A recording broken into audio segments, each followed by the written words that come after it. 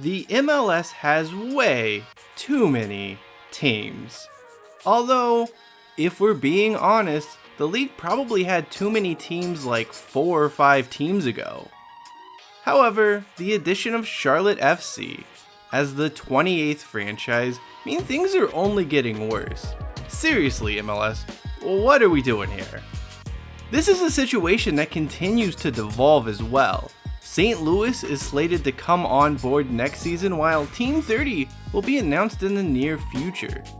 Behind the scenes, countless other cities continue to angle for a chance to have a club.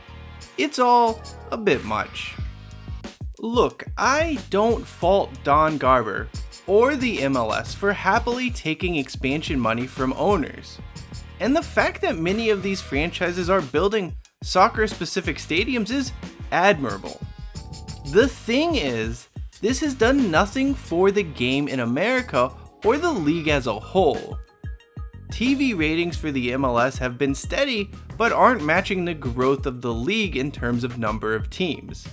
The MLS Cup hasn't surpassed 2 million viewers since 1998.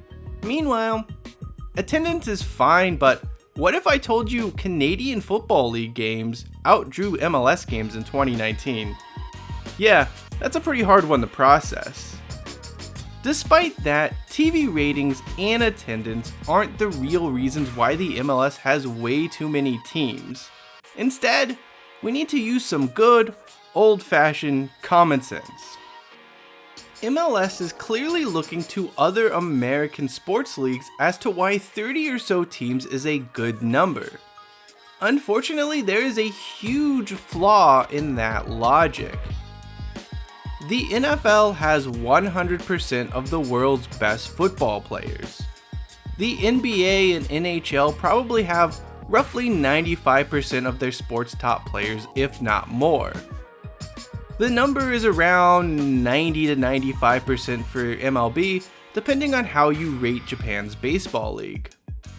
A whopping 0% of the world's leading soccer players currently ply their trade in the MLS. Okay, maybe that estimate is a bit low. You wouldn't go over 5% though. This isn't to say the league is devoid of talent, but there isn't enough to support 24 teams, let alone 28 or 30 or even possibly more. One argument used to justify MLS expansion is that it would improve player development. There would be more youth programs along with more opportunities for players. It's total crap though. 9 teams were added between 2004 and 2012 in the league's first round of aggressive expansion. A decade later, and you would be hard-pressed to say the quality of player in MLS has improved dramatically or that the standard of soccer is significantly better. That is kind of a big deal here. It is impossible for the quality of play or player to improve with the MLS having way too many teams.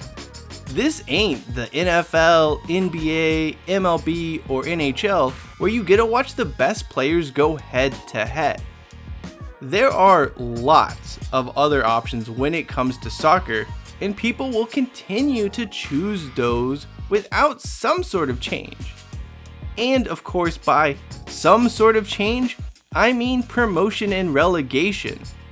That would ultimately negate the issue of quality by adding stakes to the season.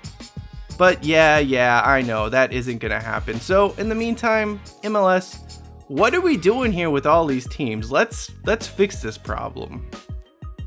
Anyway, that does it for me. Go ahead and let us know why you think the MLS needs about 40 or more teams in the comments section below. And until next time, this is the Touchback. I'm Cheyenne Hollis, and make sure you hashtag take it out to the 25.